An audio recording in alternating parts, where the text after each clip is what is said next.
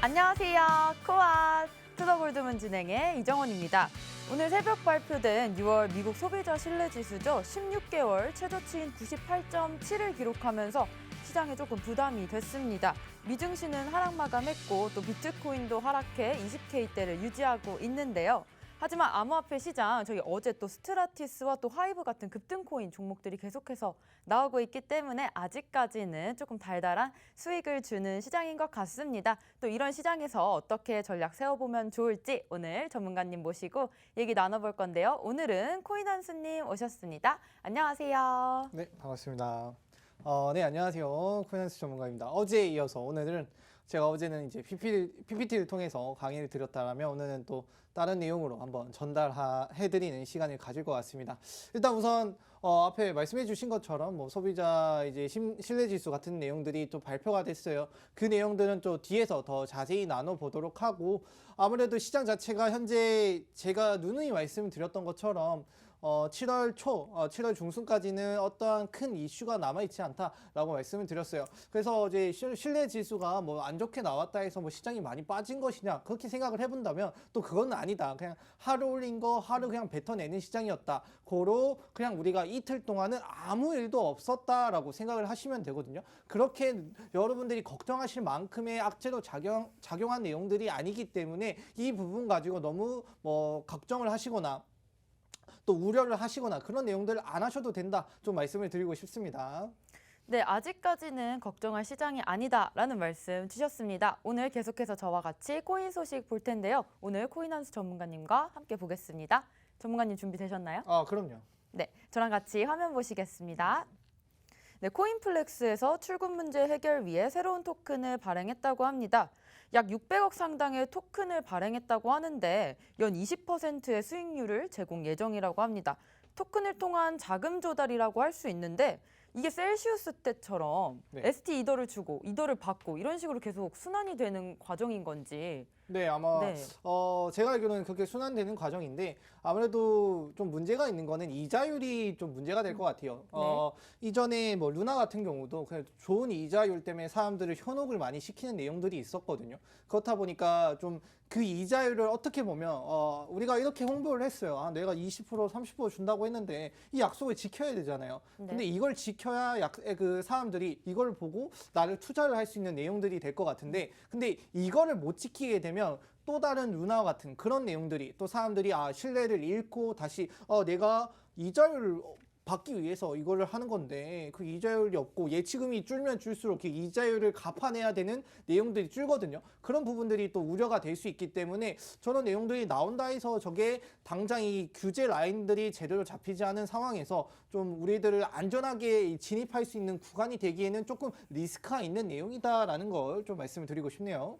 네, 다음 소식도 같이 보겠습니다. SGBX가 넷마블과 맞선을 잡았다고 합니다. 블록체인 기반 게임 비즈니스 협력 소식이 있습니다. 다음 거 보겠습니다. 유럽연합에서 스테이블 코인 이자 지급을 안 된다고 말을 했습니다. 유럽연합 암호자산 법안 MICA가 논의가 막바지 단계에 조금 이르렀다고 하는데요. 스테이블 코인 예금에 대한 이자 지급 금지 방안이 조금 논의되고 있습니다. 이 부분에 대해서 어떻게 생각하시나요? 이자 지급 금지 방안이라고 하는데 일단은 어쩔 수 없어요. 지금 루나 내용들 때문에 결국 전체적인 스테이블 코인들의 내용들이 좀 많이 휘청거리고 있어요. 그래서 어느 것이 맞는 건지 어느 것이 틀린 건지 정확히 아무도 알 수 없는 영역까지 좀 들어선 내용들이거든요. 그렇기 때문에 지금 저렇게 유로에서는 스테이블 코인을 뭐 이자 지급이 안 되고 있다, 하지 않겠다 뭐 이런 내용들이 나오는 거는 당장의 위험 요소를 좀 막기 위해서 하는 내용들이다. 당장 뭐 어떻게 저게 정확히 픽스드가 된 내용들은 아니고 이것도 해보고 저것도 해보면서 좀 그런 내용들이 순차적으로 시도를 통해서 이루어지는 과정이라고 좀 생각을 하시면 될 것 같아요. 네, 말씀 감사합니다. 다음 소식 같이 볼게요. 네, 비트코인 법화 지정 중화공 국가 암호화폐 프로젝트에 착수를 했습니다. 지금 엘살바도르에 이어서 지금 중앙아프리카 공화국까지 비트코인을 법정화폐로 공식 지정했어요. 이 부분은 어떻게 생각하시나요? 일단 사실 뭐 비트코인을 법정화폐로 채택하는 것 자체가 좀 좋다라고 생각을 하는데 네. 다만 조금 아쉬운 점이 있죠. 네. 뭐 엘살바도르나 저 중앙아프리카 공화국 같은 경우도 사실 저희가 느끼기엔 그렇게 강대국들이 아니잖아요. 그래서 약간 약한 나라들이 어떻게 보면 이 탈달러와 결국엔 강한 나라들은 달러를 많이 들고 있고 외환을 많이 들고 있는데 그 분들은 이제 달러에 대한 힘이 있고 그걸 유동성이 있기 때문에 이걸 사용할 수 있는 능력이 있는 부분이 있거든요. 근데 다소 못 사는 나라들은 어쩔 수 없어요. 달러가 외환 보유가 너무 극소수고 그다음에 자기들의 화폐도 가치가 뛰어나냐 그런 것도 아니기 때문에 오히려 이 사람들에겐 회피 수단으로서 비트코인이 작용하고 있는 내용들이다라고 말씀을 드릴 수 있고 앞에 말씀드렸다시피 좀 아쉬운 점이라는 게 결국에는 못 사는 나라들의 뭐 이렇게 막말을 해서 좀 죄송한데 못 사는 나라들의 이 법정화폐 채택 자체가 그렇게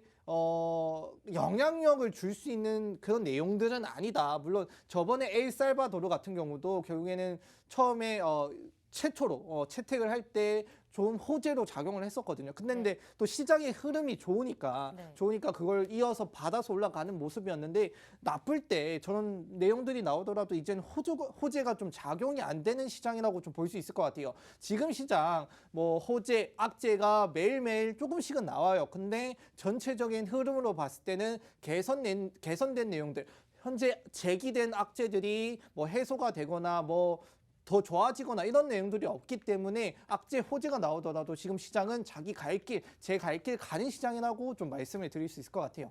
네, 코인한수님께서 같이 코인 소식 봐주셨습니다. 계속해서 항상 시장에 어떤 이슈와 호재들이 있는지 저희 투더골드문과 계속 함께 해주시면 좋을 것 같습니다. 다음 코너 계속 이어서 가볼 건데요. 오늘 썰전의 주제는 바로 글로벌 경제와 암호화폐 이슈에 대해서 오늘 얘기 나눠보도록 하겠습니다.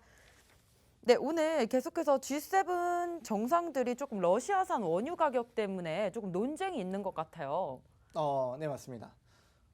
일단은 이제 미국이 지금 러시아랑 워낙 이게 뭐라고 해야 돼? 라이벌 구도죠. 라이벌 구도를 이어가고 있는데 그래서 미국 자체는 이제 G7에 속해 있고 그다음에 사실 미국은 어디 안 속해 있는 데가 없어요. 모든 곳에 그렇죠? 속해 있어요. 그냥 맞습니다. 자기들이 주도적으로 하는 걸 좋아하는 나라이기 때문에 무조건 그리고 우리가 자기들이 리더가 돼야 되는 나라이기 때문에 웬만한 데 다 들어가 있는데 G7은 이제 러시아산 석유를 좀 상한가를 좀 정해가지고 너희가 이거를 팔고 싶어도 상한가가 정이 있기 때문에 그 이상의 비싼 값으로 팔 수 없다라고 생각을 하시면 되는 것 같아요. 근데 이런 내용들이 당장 정해진 건 아니고 상한가에 대한 최종 논의가 좀 이어지고 있다. 이 목표는 뭐냐면 러시아가 아무래도 이제 최근에 이 석유를 판돈 가지고 전쟁을 치르고 있다라는 내용들이 많이 나오고 있잖아요. 사실 제가 러시아 입장이라면 지금 이 에너지를 잡고 있는 상황에서 뭐 돈 많이 벌었으니까 그 자금을 원래 없던 거 자금을 또 지금 소비를 하고 있으니까 거기에 더 보태서 소비를 할 수 있잖아요. 보시면 이제 전쟁을 하루 이어가는데 뭐 몇백억, 몇천억의 비용이 든다라고 해요. 근데 그거를 지금 3달째, 4달째 이어가고 있잖아요. 근데 그거를 어디서 충당을 했냐? 석유를 판 가격에서 충당을 했다라고 좀 생각을 하시면 될 것 같아요. 러시아는 보통 연 평균 수익이 150억 달러라고 하는데요. 근데 올해 들어서 석유 수출로만 본 게 200억 달러라고 해요. 근데 올해가 가기도 전에 200억 달러를 벌었거든요. 작년엔 한 해 동안 150억 달러를 벌었는데 지금 뭐 6개월 지난 이 시점에서 200억 달러를 벌었으니까 뭐 6개월 더 지나면 뭐 불보듯 뻔하겠죠. 그런 내용들이 계속 나오고 있으니까 근데 미국이 이거 가만히 있겠습니까? 러시아가 또 잘 되는 걸 볼 수가 없잖아요.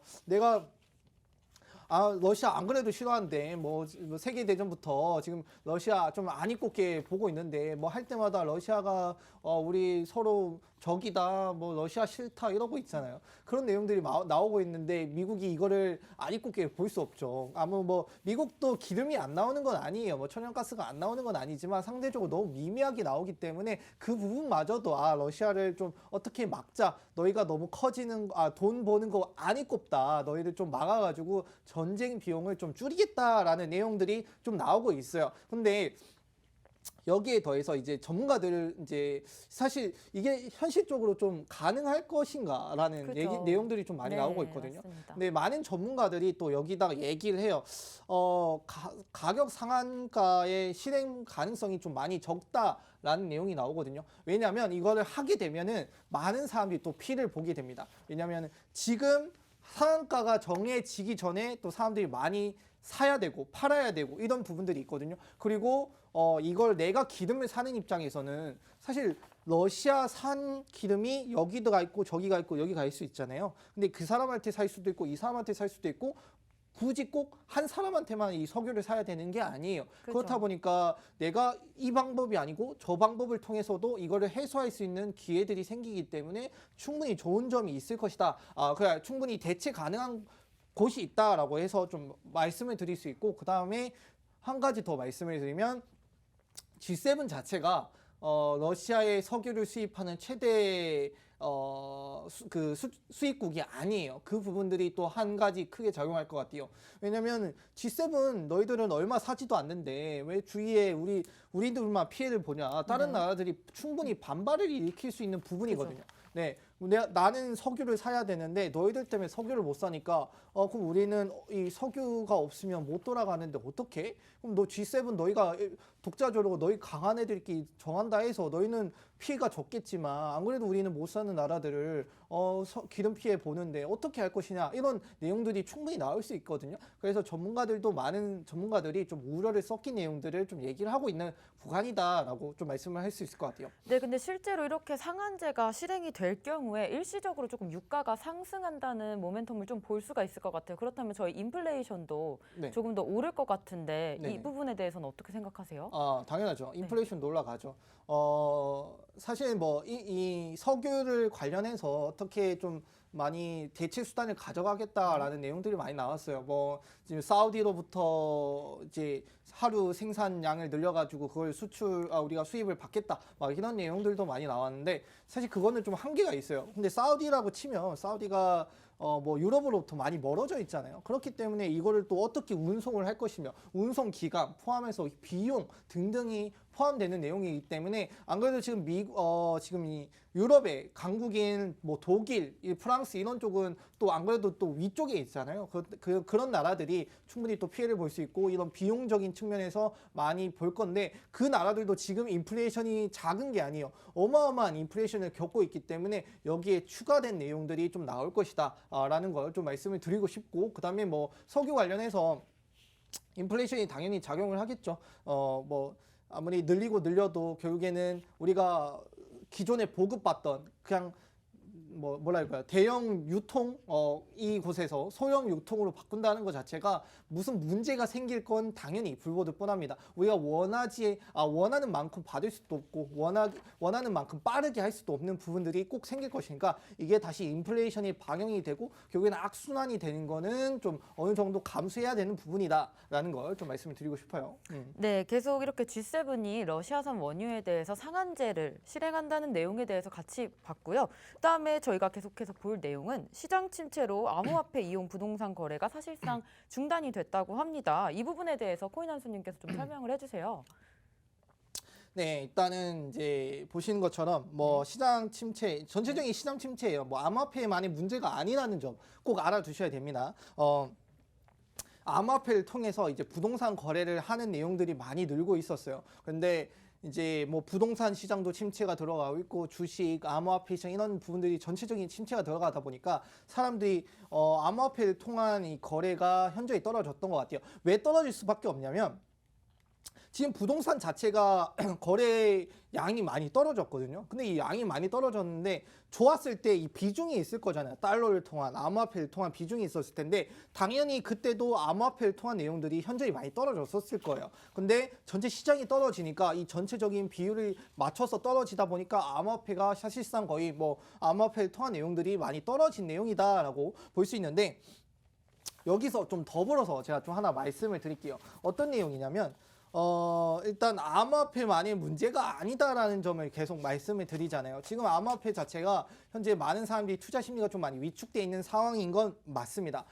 왜 맞냐면 그 전통 금융 같은 경우는 대체 수단이 가능해요. 어떤 대체 수단이 있냐면은 우리가 뭐 NFT나 그다음에 뭐 어떤 다른 뭐 투자 상품 아니면 금융 상품 등등을 통해서 우리가 현재 통장 잔고에 있는 내용들을 대체를 할 수 있는데 지금 암호화폐도 충분히 그걸 대체할 수 있는 수단들이 있었어요. 근데 스테이블 코인 루나 때문에 문제가 생겼죠. 그다음에 뭐 디파이도 지금 뭐 된다 만다 문제가 있죠. 그다음에 NFT도 거품이다 아니다 이런 내용들이 많이 나오고 있었거든요. 그렇다 보니까 이제 사람들이 암호화폐 시장 안에서 이게 놀 수 있는 이 섹터들이 좀 많이 약해지다 보니까 사람들이 그게 암호화폐에 대해 지금 투자하는 게 어느 섹터가 맞는지 어느 게 맞는지 좀 많이 어려워하시는 부분들이 있어요. 그래서 암호화폐를 당장 뭐 현재 비트코인을 통한 결제 서비스가 많이 진행이 되고 있지만 이 부분도 시장이 침체가 됨으로써 좀 떨어질 가능성은 있다라는 걸 좀 말씀을 드리고 싶네요. 네, 부동산 거래 암호화폐 또 사실상 중단이 된 소식까지 알아봤습니다. 계속해서 저희가 매일매일 뭐 얘기하는 주제긴 하지만 루나 사태 있잖아요. 그것 때문에 또 우리나라에서도 가상자산 시장 리스크 협의회가 좀 가동이 됐다고 합니다. 지금 테라폼랩스 대표인 권도영 대표도 지금 이 루나 사태 때문에 잡히기 직전에 있는 것 같아요. 지금 시장 많이 힘든데 이 시장 또 어떻게 보시나요?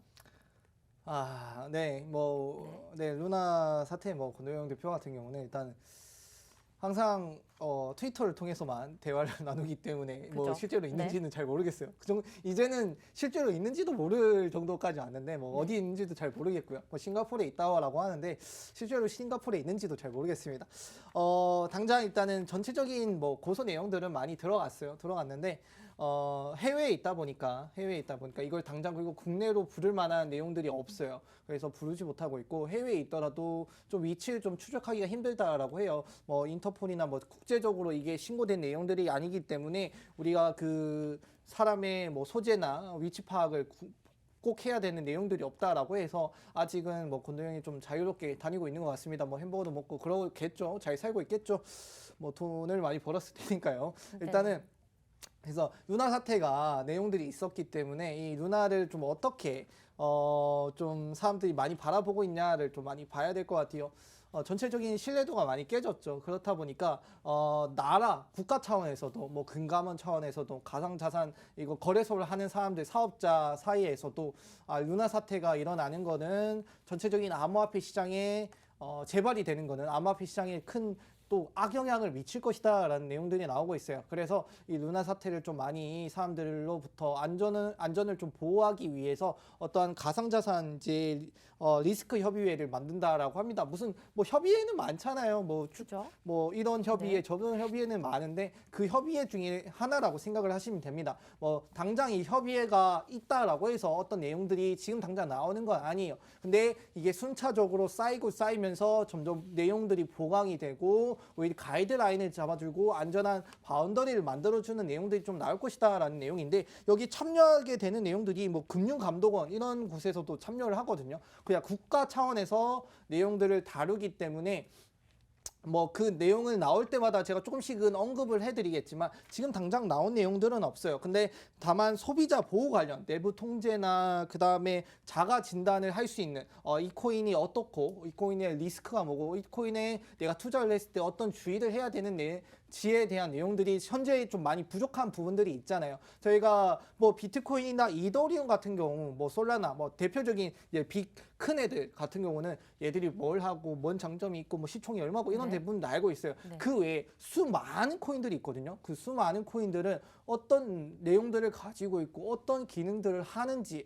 전혀 아무도 모르는 사람이 많단 말이에요. 이 내용들을 모른다는 것 자체가 사실 저희가 모르는 게 저희한테도 문제는 있을 수도 있어요. 왜냐하면 우리가 투자를 함에 있어서 저 코인이 뭐 하는 코인이고 얼마나 좋은 코인이고 이걸 알고 투자하는 게 바람직한 방법이긴 하거든요. 근데 사실 암호화폐가 너무 그러니까 급하게 성장을 하다 보니까 그런 내용들을 찾을 수 있는 소스들이나 그다음에 알아야 될 알 수 있는 공간들이 정말 부족하다 말이죠. 그래서 부족하기 때문에 그걸 놓쳤다라는 거 우리가 충분히 놓칠 수 있는 부분이었다라는 걸 좀 말씀을 드리고 싶은데 이제는 조금씩 이 데이터가 쌓이다 보면 그다음에 특정 사이트를 통해서도 이 코인이 뭐 하는 코인인고를 좀 알 수 있는 사이트들이 조금씩 등장을 하고 있어요. 이 코인들을 통해서 여러분들이 투자를 함에 있어서 이 코인이 가지는 장점과 단점, 리스크를 알고 투자하는 게 여러분들한테도 좋고, 그 다음에 이런 국가 차원에서도 우리한테 그런 내용들을 좀 모를 수 있는 부분들을 좀 알려주면서 여러분들과 우리를 소비자들을 좀 안정적으로 할 수 있게 보호해주는 방법이 점점 쌓여지고 있다라는 걸 좀 말씀을 드리고 싶네요. 네, 이런 루나 사태 때문에 피해를 보는 건 어쨌든 투자자분들이신 것 같은데 사실상 암호화폐의 근질적인 약간 근본적인 부분은 저희가 탈중앙화 시스템인 거잖아요. 근데 그렇다면 이러한 사태가 일어났을 때 또 금감원 같은 아니면 나라에서 이렇게 소비자 보호를 위해서 아니면은 이런 사태가 막아야 한다 이런 것 때문에 개입을 해야 된다는 게 사실상 조금 모순인 것 같아요. 이 부분 좀 어떻게 생각하세요? 일단 아무래도 네. 지금 거래소가 탈중앙화가 아니잖아요. 저희가 지금 네. 이제 쉽게 쉬운 예로 업비트, 빗썸 이런 내용들은 탈중앙화가 아니기 때문에 네. 실제로 말하면은 저희는 아직은 확실한 이제 탈중앙화가 됐다고 볼 수는 없겠죠. 그래서 이 데이터들이 조금 쌓이고 가려면 어쩔 수 없어요. 이 중앙화의 개입이 있고 그 중앙화부터 어느새 우리가 독자적으로 우리가 능력이 있어야 탈중앙화를 할 수 있거든요. 내가 뭐 아무것도 없고 뭐 가진 것도 없는데 탈중앙화를 어떻게 합니까? 우리가 이제 부모님으로부터 독립을 하더라도 내가 밥벌이를 먹고 살 수 있는 정도의 능력이 돼야 나오는 거잖아요. 네, 맞습니다. 똑같아요. 네. 지금 시장도 거래소들도 그냥 탈중앙화 이런 내용들도 그냥 결국에 그 부모님으로부터 내가 빠져나올 수 있는 데이터가 쌓이고 능력이 쌓여야 이걸 빠져나올 수 있는 부분이거든요. 지금 당장은 탈중앙화라는 걸 좀 찾기가 힘들 것 같아요. 근데 이제 암호화폐 자체가 탈중앙화를 가져가는 건 이 개인 코인들만의 탈중앙화는 있습니다. 근데 그 코인들이 모이다 보니까 이 탈중앙화 하기가 힘든 거지. 근데 코인들 자체는 탈중앙하는 부분들이 있기 때문에 그거랑 좀 별개로 보시면 될 것 같다. 좀 말씀을 드릴게요. 네, 루나 사태에 대해서 얘기를 해봤고요. 다음 계속해서 제가 게임 시장도 얘기를 해보겠습니다. 게임 관련주들 요즘 성장 둔하다 이런 것 때문에 좀 주가가 또 많이 빠지기도 했습니다. 따라서 암호화폐랑 또 게임 같이 이렇게 성장할 수 있는 돌파구를 좀 마련을 해야 된다고 시장에서는 얘기를 하고 있어요. 예, 맞습니다. 일단은 지금 저희 가격과는 좀 별개로 알게 모르게 사실 뒤에서 발전을 많이 하고 있다고 제가 너무 많이 말씀을 드려가지고 이제 그냥 아실 것 같아요. 그 정도로 이제 가격 반영은 안 돼 있지만 좀 많이 기술이 발전이 돼 있다라고 했는데 최근에 이제 기술 발전도 조금 정체가 되고 있는 부분이 네. 아닌가라는 내용이거든요.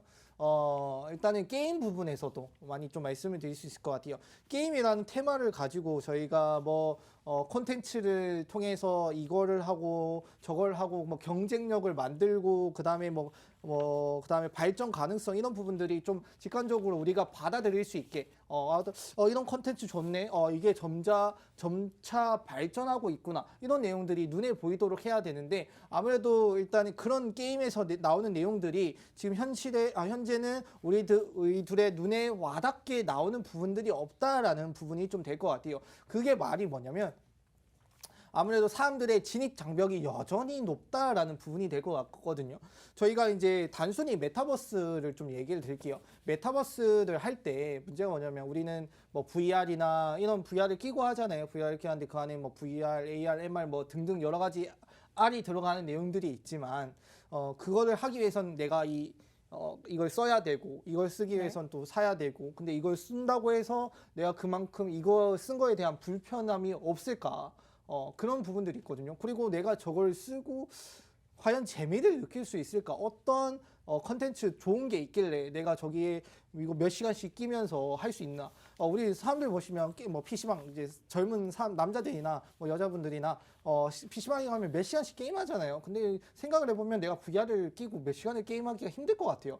안 그래도 무겁고 그럴 것 같은데 그런 부분들이 여러분들이 좀 들어가는데 뭔가 메리트가 없으니까 더 안 들어가려고 하고 참여를 안 하려고 하는 것 같아요. 그런 부분들이 지금 현재 시장에서는 좀 문제가 되는 것 같다. 그래서 더 성장을 해서 컨텐츠 개발이나 그다음에 가능성, 내가 이걸 참여할 수 있는 가능성을 많이 열려 있어야 여러분들도 이걸 참여하고 좀 나올 것 같다라는 걸 좀 말씀을 해드리고 싶고 그리고 최근에 어떤 전문가는 이제 암호 자산과 게임 모두 성장의 한계를 보였다라는 내용들이 나왔다라고 해요. 그래서 위기를 좀 맞았다. 근데 이 둘은 서로를 좀 약점을 보완을 해줄 수 있는 돌파구가 될 수 있다. 그래서 암호 자산과 암호화폐의 유용성을 게임에 좀 제공을 하고 그리고 게임 아이템 및 게임 머니가 진정한 자신의 지위를 가질 수 있을 것이다라고 하는데 지금 게임 아이템 같은 경우에 NFT 토론을 많이 하고 있어요. 근데 NFT가 많이 거품이 꼈다라는 내용들이 나오고 있잖아요. 그래서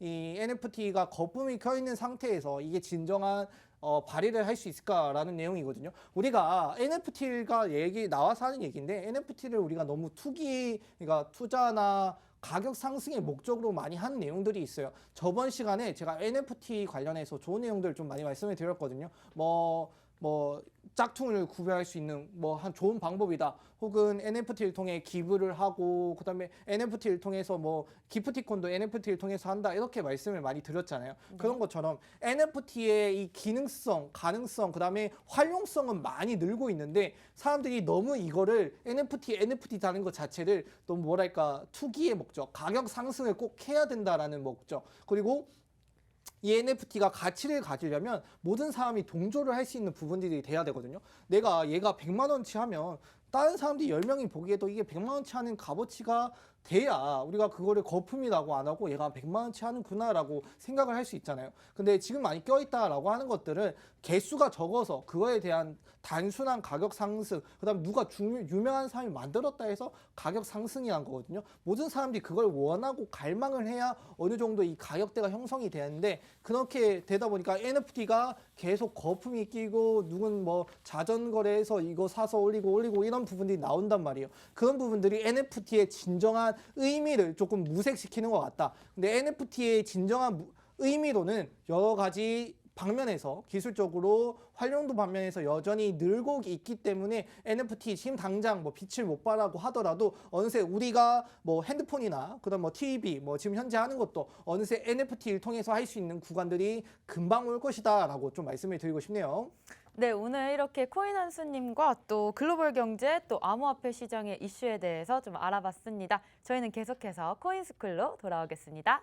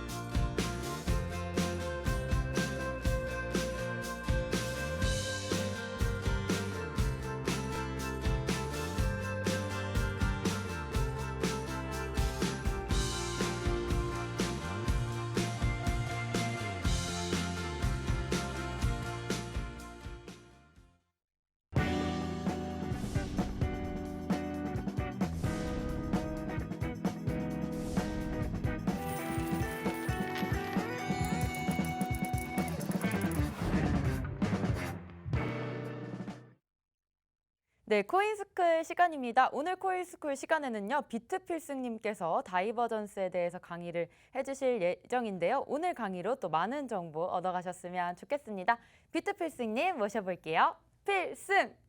아니, 어제보다는 좀 경례가 나으신데 아직 이따 알려드려야 될 것 같습니다. 매우 불량하고 일단 오늘 제가 알려드릴 거는 이제 다이버전스에 관련된 차트 매매 기법을 설명드릴 거고요. 이거에 더불어서 우리 투자자들 분께서 주식, 암호화폐 다 이제 부동산 모든 투자자들 분들이 꼭 아셔야 되는 인지를 하셔야 되는 부분을 가지고 와봤습니다. 일단 설명을 드려볼게요. 일단 중국의 현재 2013년 중국의 이 시진핑이 새로운 대외 전략을 짜낸 것이 있는데 혹시 뭔지 알고 계신가요? 도로 정책 아닐까요? 1대1로다 정책이라고 좀 듣고 네, 있어요. 맞습니다. 잘 보셨어요. 여기 써 있는 대로 1대1로 네. 정책인데 이거에 대해서 꼭 아셔야 되는 부분이 있습니다. 이제 중국 같은 경우에 그동안 중국은 이제 동부 연해안을 중심으로 계속적으로 발전을 해 왔는데 이제는 2013년대부터 발표를 한 건데 이제는 서쪽과 남쪽 지역에도 지속적인 이제 관심을 기울이겠다라는 발표가 입장이 되겠습니다. 거기에 더불어서 1대1로 정책을 하면 어떤 것이 좋을까요? 라고 생각을 해본다면 에너지 그리고 에너지나 그리고 민간 교류에 대해서 이제 우리가 확대되면서 운명 공동체 그리고 어떠한 이제 발전을 하겠다라는 목표 발표가 되겠습니다. 1대1로 산업이라고 한다면 어렵게 생각하실 게 없고요. 중국 입장에서는 이제 여러 나라들이 유럽 국가 더불어서 이제 나라 땅이 이어져 있죠. 그래서 항만 그리고 이제 도로 개통, 이제 어떠한 이제 철도 개통 같은 이제 큰 사업 정책이 되겠는데 이 부분을 봤을 때는 어떤 저희들이 이제 지구촌이 하나가 되는 듯한 어떤 사업서 그리고 실질적으로 현재 만들어진 도로 개통, 그 철도 개통만 하더라도 시간을 단축시킬 수 있고 거기다 더불어서 그만큼 비용도 줄일 수 있다라는 것이겠죠. 그래서 이런 장점들이 있겠습니다. 근데 아무리 좋은 정책이라고 하더라도 분명히 반대하는 나라가 있을 겁니다. 그 반대하는 나라들 중에서 이제 대표적으로 뭐 독일 같은 경우도 있는데 그 독일 같은 나라도 관심을 어떻게 이제 다시 입혔을지 생각을 해본다면 이제 에어버스를 300대를 인수를 하겠다 이런 발표를 했었어요.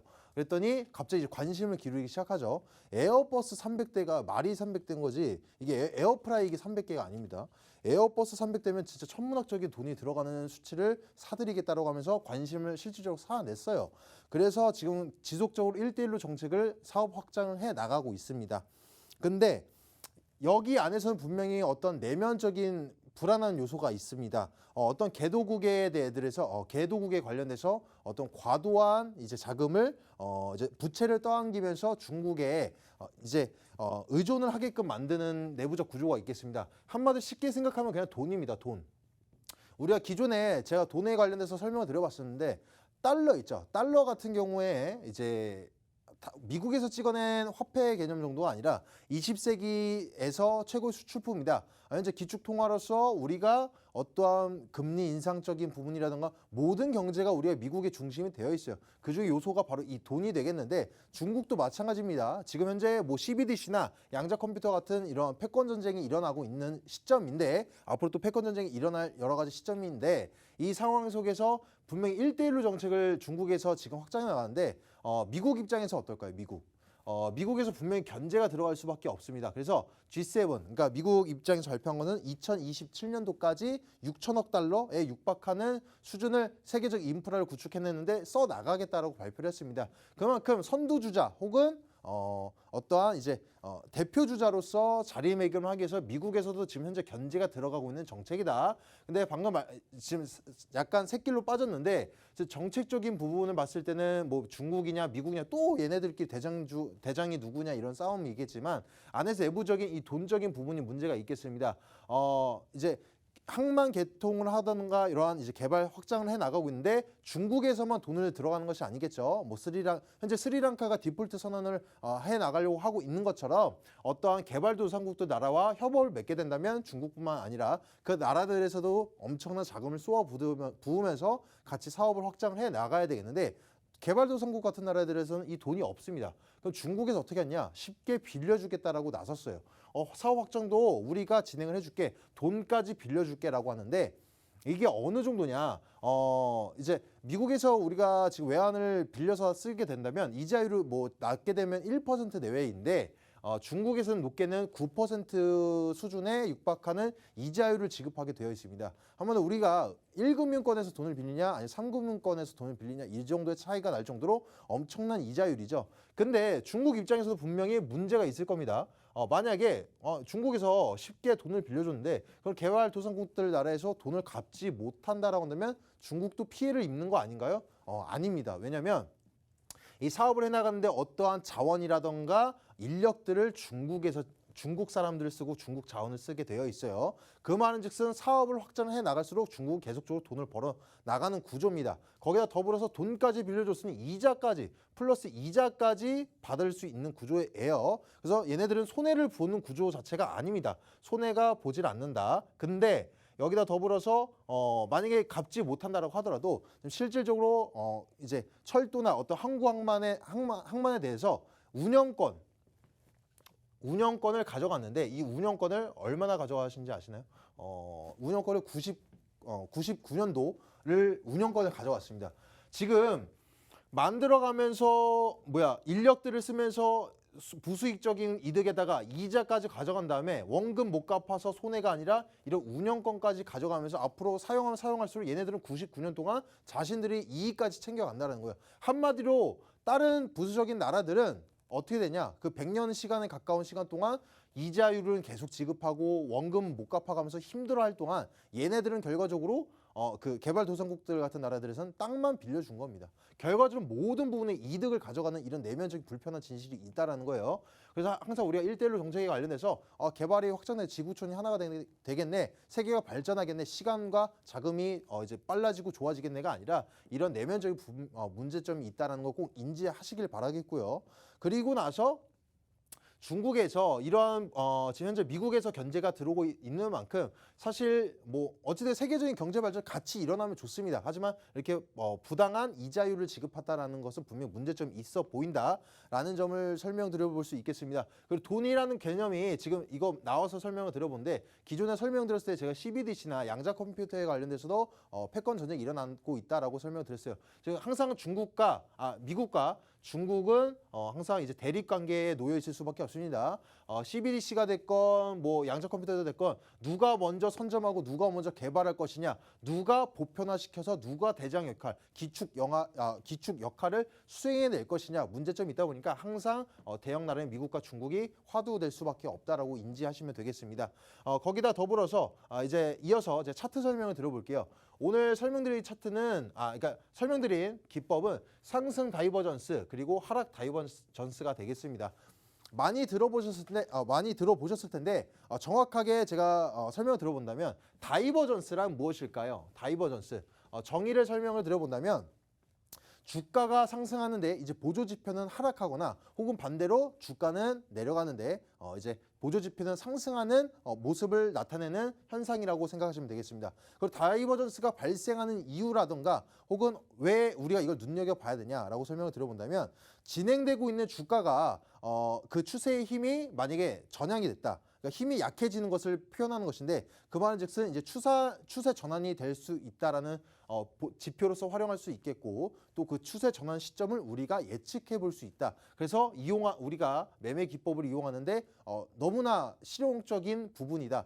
이런 건 페이크성 신호가 거의 조금 적고 확실한 지표로서 활용할 수 있는 좋은 기법이다라고 설명드릴 수 있겠습니다. 이어서 설명을 드려보면 일단 상승 다이버전스에서도 총 3가지가 있겠습니다. 그 3가지 같은 경우에는 맨 처음에 이제 강한 상승 다이버전스가 있겠는데 아까 말씀드린 바와 같이 이건 RSI 지표를 같이 설명드려보는 거예요. 상대 강도 지수. RSI 상대 강도 지수 지표가 뭐냐? 일단 이거 설명드려볼게요. 이게 뭐냐면 여러분들 보조 지표 띄워놓으시면 이제 30 그리고 80 수준에 있을 때 70 수준에 있을 때 30 수준의 RSI가 내려간다라고 한다면 어떻게 되냐? 과매도 구간이다 라고 설명드릴 수 있겠고 그리고 반대로 80 수준에 올라가요. 막 주가가 막 엄청나게 올라갑니다. 이때 80 수준, 70 수준, 80 수준만 이렇게 육박해야 할 때는 과매수 구간이다라고 설명드릴 수 있겠습니다. 그래서 우리가 너무 지금 투기성이 짙다. 그래서 과매수 구간이다. 그리고 지금 다른 알트들에 비해서 지금 시장에 비해서 너무 과매도 구간이다. 현재 저가로 가격 형성이 되어 있다라고 우리가 추측해 볼 수 있는 하나의 보조 지표로서 RSI를 많이 사용을 하시거든요. 그래서 이거를 이용해서 캔들과 이용을 해서 설명을 들어보는 것이 이제 상승 다이버전스가 되겠는데, 자 실질적으로 캔들들은 빠지고 있습니다.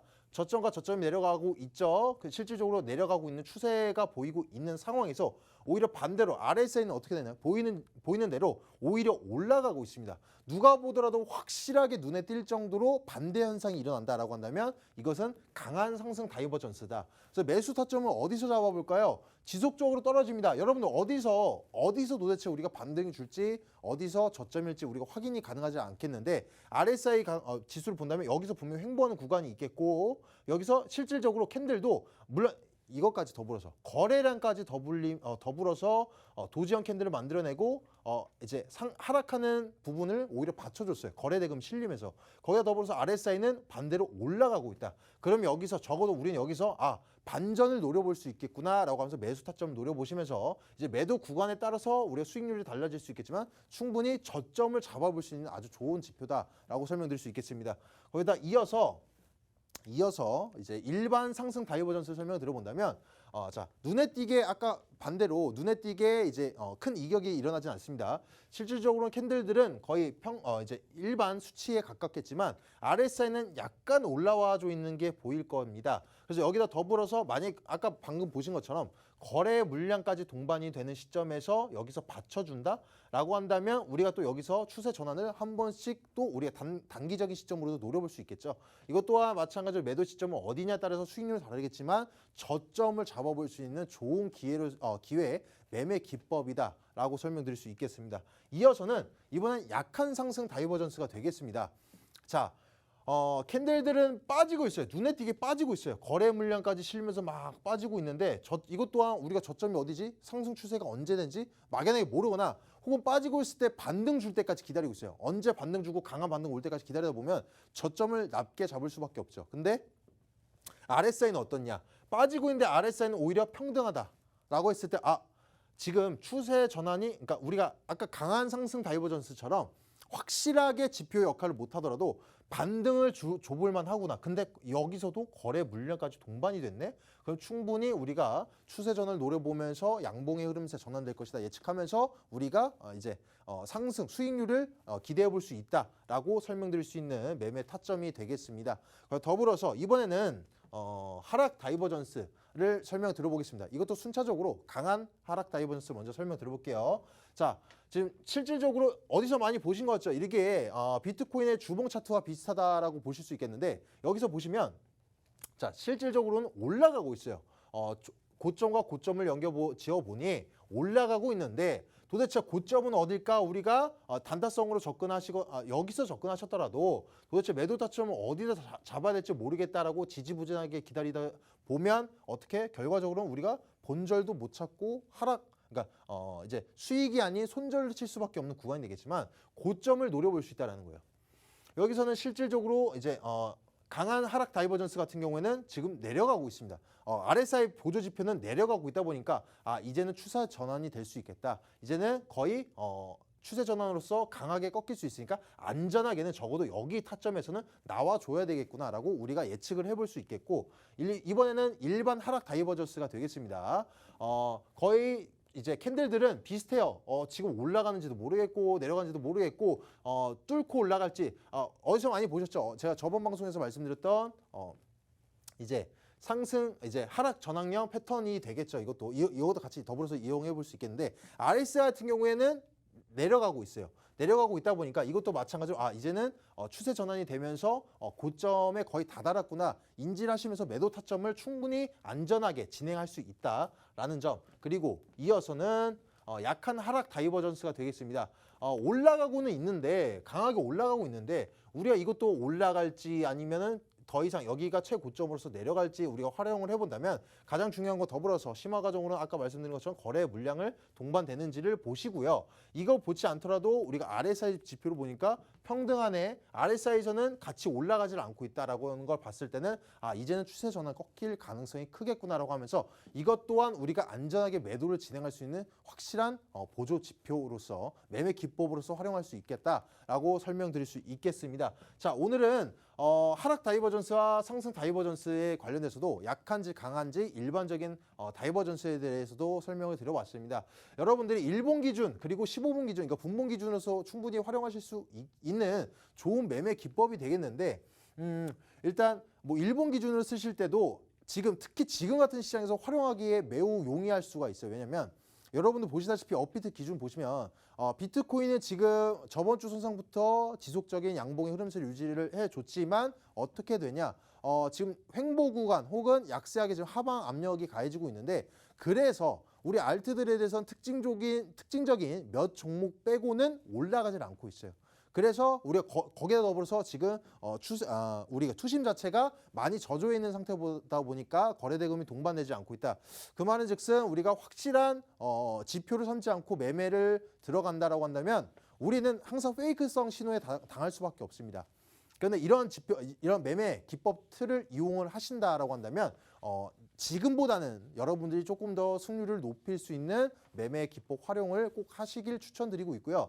거기다 더불어서 제가 이제 우리 투자자들이나 시청자분들께 좀 이제 우려성 차원에서 말씀드리고 싶은 거는 제가 누군지는 말을 하진 못하겠지만 어떤 분이 막 그래요. 1000% 막 급등한다. 이 종목 타시면 알고 싶으면 막 지금 당장 막 오세요. 막 이렇게 말하는데 저는 이제 투자자들 입장에서는 너무 화가 난다라는 거예요. 지금 1000% 급등한 종목 올해 안에 없어요. 죽어다 깨어나도 없고요. 거기다 더불어서 이제 1000% 이거 급등했었다. 거기다 뭐 1000% 급등할 것이다. 알고 싶으면 막 들어오세요 이러는데 그런 종목 없고요. 올라갈 만한 종목 1000% 누가 그거를 예측을 하겠습니까? 비트코인 단 1시간 뒤에도 아무도 예측을 못해요. 비트코인 창시자도 예측 못하고 뭐 제롬파일도 예측을 못합니다. 근데 1000% 급등할 동안 우리가 이게 무슨 이름 없는 거래소가 아닌 이상 이럴 만한 종목이 없고 또 그만큼 장기적으로 봐야 되는데 그걸 예측한다? 말도 안 되는 소리예요. 거기다 더불어서 자신이 막 상승 추세선을 그어놓거든요. 상승 추세 막 그어놓는데 어떻게 되냐? 여기 캔들에다 긋지도 않고 무슨 거래 매물대에다가 그어놓고 이게 막 하락 추세선, 상승 추세선에다 막 그어놨어요.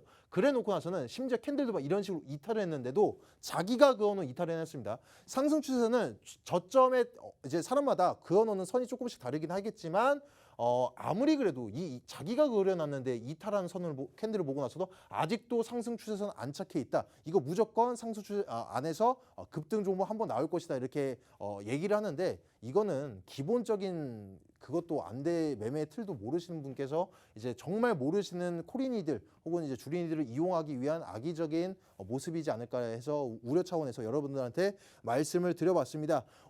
제가 오늘 이제 히든 코인까지도 갖고 왔어요. 이따 오후 1시 반에 무료 이제 방송으로서 여러분들한테 어떤 매매 전략이라던가 투자자의 관점에서 꼭 인용하셔야 되는 부분들 설명을 드려볼 건데 히든 코인 종목 같은 경우에는 어떻냐? 여러분들 가장 좋아하시는 건 안정성이고 수익률을 극대화하실 겁니다. 그래서 단타성으로 접근을 하기에도 용이하고 만약에 오늘 일단 비트코인이 약간 분기점으로서 조금 조정세가 강하게 나올 수도 있어요. 그래서 만약에 접근을 했다가 물렸다. 그래서 바로 손절 쳐야 되냐? 그렇죠. 스캘핑 관점이나 단타 관점으로 우리가 손절 치는 게 맞습니다. 기준점 설정하고 들어간 것이 맞으니까요. 근데 안전하게 비중을 나눠서 들어가신다라고 한다면 중장기적으로 들고 가기에도 섹터적으로 또 캔들 그리고 기본적인 매수 세력들이 아직까지 다 털어내지 못한 물량까지 거의 확인이 가능한 종목이기 때문에 그 종목을 중장기적 및 단타 관점으로서 안전하게 수익을 낼 수 있는 종목을 오늘 히든 종목으로 가져와 봤습니다. 그래서 이 종목뿐만이 아니라 여러분들 궁금하신 게 많을 겁니다. 특히 한 달 전이나 세 달 전에 진행하신 분들도 마이너스 50% 뭐 1도 아니죠. 그래서 지금 일단 가장 궁금해하신 거는 수익률도 있겠지만 여러분들 지금 물려 계신 종목들 같은 경우에 언제 손절해야 되는지 또 언제 목표가를 설정해서 언제 매도를 해야 되는지 혹은 언제 물탈 시점인지 정말 궁금해하실 거라 생각이 되어지고 있습니다. 거기에 더불어서 가장 중요한 우리가 첫 번째 우선적으로 보실 거는 바로 비트의 동향이 되겠는데 그 비트 동향까지 제가 단기적 그리고 수익적인 관점까지 추세 방향을 설명드려 보도록 해볼 테니까 질문사항 가지고 주시면 제가 자세하게 설명드리도록 하겠습니다. 네, 오늘 이렇게 비트필승님께서 다이버전스까지 강의를 해주셨는데요. 오늘 강의 주제로 또 매수 타점까지 알아봤습니다. 네, 비트필승님 그렇다면 오늘 조금은 비트코인 20K 부근 조금 깨지려고 하고 있어요. 모습 자체가. 이런 상황에서 어떤 매매 전략 취하면 좋을까요? 지속적으로 저는 뭐 이제 한 달 전 이상 전부터 계속적으로 말씀을 드리는 거는 단타 포지션이 가장 용이하겠습니다. 지금 저점이라고 확신성을 가지고 가셔가지고 지금 저점이다라고 해서 이제 뭐 풀매수 들어가시고 나머지 지금 현금성 비중 그나마 들고 계신 분들도 물탈 시도로 전체 투입을 하시는데 아직 그러시면 안 됩니다. 그래서 단기적인 시점 하루 오버나잇욕 내외로 하루 넘어서지 않는 길더라도 하루 내외 이틀 정도 가져가는 단타성으로서 접근하시면서 만약에 손절을 치시더라도 그것이 훨씬 더 안전하다라고 설명드릴 수 있겠습니다. 네, 이런 생보장에서 또 매매 전략까지 짚어주셨습니다. 좀 더 자세한 매매 방법과 또 차트 분석 저희가 오후 1시 반부터 이어갈 건데요. 오후 1시 반부터 무료 방송으로 진행하고 있습니다. 참여하실 수 있는 방법 안내해드리겠습니다. 네, 먼저 컴퓨터로 들어오실 분들은 팍스경제TV 홈페이지에 들어오셔서 좌측 하단 보시면 투더골드 골드문 배너가 있습니다. 배너 클릭하시면 바로 전문가님들의 실시간 무료 강의 보실 수가 있고요. 핸드폰으로 함께하고 싶다라고 하시는 분들은 여러분들 매일 쓰시는 녹색 창에 투더골드문 검색하시면 또 상단 링크 통해서 참여하실 수가 있습니다. 잠시 뒤 오후 1시 반부터 무료 방송 함께 해주시면 좋을 것 같고요. 저희가 오늘 준비한 소식은 여기까지입니다. 본 방송에서 제공하는 투자 정보는 투자 판단의 참고 자료일 뿐이며 특정 자산 가치의 상승과 하락을 보장하지 않는다는 점 유의해 주시길 바라겠습니다. 저희는 다음 이 시간에 오겠습니다. 시청자 여러분 고맙습니다.